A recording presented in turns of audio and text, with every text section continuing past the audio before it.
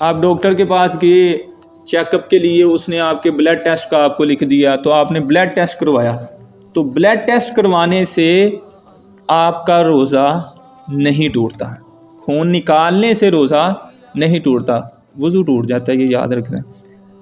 اسی طرح اگر کسی کو انجیکشن لگا، جیسے وہ انسولین ہوتی ہے، شوگر والے پیشنٹس جو ہیں وہ استعمال کرتے ہیں، یا دوسرا کوئی انجیکشن لگا، تو اس صورت میں بھی روزہ نہیں ٹوٹے گا۔ کان میں قطرے ٹپکانا، اس سے روزہ ٹوٹتا ہے یا نہیں؟ اس میں ایک مسئلہ یاد رکھیں کہ کان میں قطرے ٹپکانے سے روزہ نہیں ٹوٹتا۔ اگر کان کا پردہ پھٹا ہوا ہے تو پھر روزہ ٹوٹ جائے گا۔ اسی طرح اگر کوئی آرام کر رہا تھا اور احتلام لاحق ہو گیا، احتلام یہ ہوتا ہے کہ جس طرح بندہ، چھوٹے بچے ہوتے ہیں اور وہ سوئے ہوتے ہیں اور پیشاب کر دیتے ہیں نا اوپر، اسی طرح احتلام بھی ہوتا ہے، یعنی وہ پیشاب کی جگہ سے جو ہے نا، پھر پیشاب کی جگہ سفید رنگ کا ایک پانی نکلتا ہے، مادہ نکلتا ہے جس کو منی کہتے ہیں، وہ جب جسم سے جدا ہو تو احتلام اس کو کہتے ہیں۔ اب ایک بندے نے روزہ رکھا تھا تو روزہ رکھ کے وہ سو گئے تو یہ احتلام لاحق ہو گیا، تو اس صورت میں روزہ نہیں ٹوٹے گا، اس صورت میں روزہ نہیں ٹوٹے۔ ہاں اگر جان بوجھ کے، جس کو مشت زنی کہتے ہیں، کسی نے اس طرح کا عمل کیا کہ ہاتھ کا استعمال کر کے اپنے جسم سے وہ سفید مادہ خارج کیا، تو اس صورت میں اس کا روزہ ٹوٹ جائے گا، قضا لازم آئے گی، کفارہ لازم نہیں آئے گا، روزہ کیا ہو جائے گا؟ ٹوٹ جائے گا۔ اسی طرح وومٹنگ، الٹی آ جائے تو روزہ ٹوٹتا ہے یا نہیں؟ تو آنے سے روزہ نہیں ٹوٹتا۔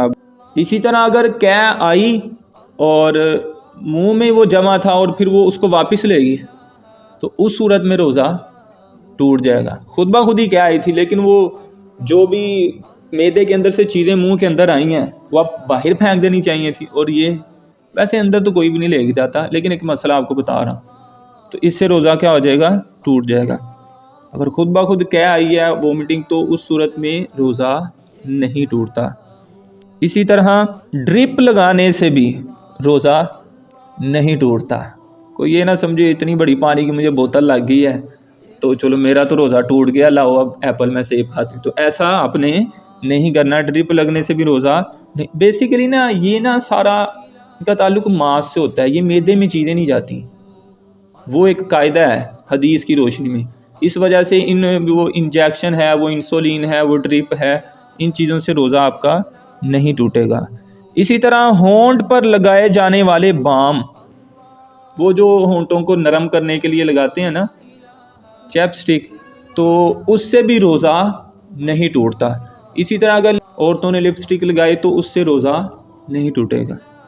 اچھا جی، اسی طرح سرما آ گیا، سرمے کا آپ نے یاد رکھنا ہے، سرما لگانے سے روزہ نہیں ٹوٹتا۔ ڈراپس آنکھوں میں ڈالنے سے روزہ ٹوٹ جاتا ہے، لیکن سرمے کی اجازت ہے، اس کی وجہ ہے کہ ایک صحابی ہے، انہوں نے کہا یا رسول اللہ صلی اللہ علیہ وسلم میرے آنکھوں میں درد ہے، میں روزے سے ہوں، کیا کروں؟ فرمایا کہ سرما لگا لو، تو صرف سرمے کی اجازت ہے۔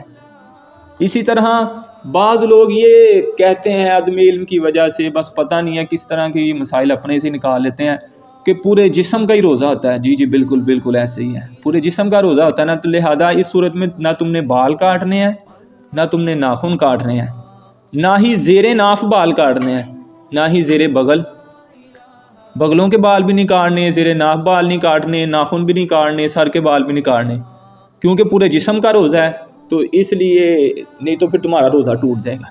تو ایسا کچھ بھی نہیں ہے، آپ سر کے بال کاٹیں، زیر ناف بال کاٹیں، ناخن کاٹیں تو روزہ۔ اسی طرح بعد یہ کہتے ہیں کہ روزے کی حالت میں خط کروایا یا داڑھی مبارک کو کٹوایا، اس سے بھی روزہ ٹوٹ جائے گا، تو یہ بھی ایسا نہیں ہے۔ یاد رکھیں کہ داڑھی مبارک کا جو مسئلہ ہے نا، داڑھی مبارک ایک مٹھی سے کم کروانا یہ ناجائز اور گناہ ہے۔ یہ کیا ہے؟ ایک مٹھی سے کم کروانا کیا ہے؟ ناجائز۔ ایک ہے کہ ایک بندے کی آئی نہیں ہے ہی تھوڑی ہے، ایک ہے کہ آنے نہیں دے رہا، وہ بھی گناہ میں شامل ہے۔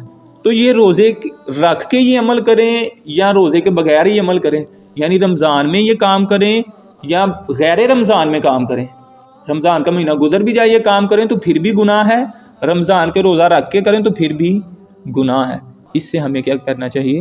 بچنا چاہیے۔ روزہ دار اللہ تعالیٰ کو راضی کرنے کے لیے تو روزہ رکھا ہے، بھوکا رہا ہے، پیاسا رہا ہے، اور پھر وہ اس حالت میں ناجائز اور گناہ والا کام کر رہا ہے، حرام کام کر رہا ہے، اس کو اس سے بچنا چاہیے۔ اسی طرح روزے کی حالت میں اگر کسی نے جھوٹ بول دیا، جھوٹ بولنا کبیرہ گناہ ہے، اور نبی صلی اللہ علیہ وسلم نے فرمایا کہ جھوٹ بولنا یہ برائی ہے، اور برائی جو ہے نا جہنم کا راستہ ہے، جہنم کی طرف لے جاتا ہے، اور سچ بولنا یہ نیکی ہے، اور نیکی بندے کو جنت کی طرف لے جاتی۔ تو جھوٹ بولنا گناہ ہے کبیرہ، اور جھوٹے پہ اللہ کی، اس کے فرشتوں کی، رسول صلی اللہ علیہ وسلم کی لعنت ہے۔ روزہ رکھ کے اگر کسی نے جھوٹ بولا ہے نا تو روزہ تو خیر اس کا ہو جائے گا، لیکن جھوٹ بولنے کا اس کو گناہ ملے گا، اس لیے بندے کو اس سے احتیاط۔ اسی طرح دیگر گناہ بھی اسی طرح ہے۔ اگر جیسے میں نے احتلام کا بھی آپ کو بتایا نا، کسی نے موبائل فون پہ یا LED پہ یا ٹی وی پر نازیبا ویڈیو دیکھیں یا پھر پکچرز دیکھیں، حرام کام ہے یہ، ٹھیک ہے، تو ان کے دیکھنے کی وجہ سے اس کے جسم سے وہ مادہ جو ہے نا منی وہ خارج ہو گیا، تو اس صورت میں کیا ہوگا؟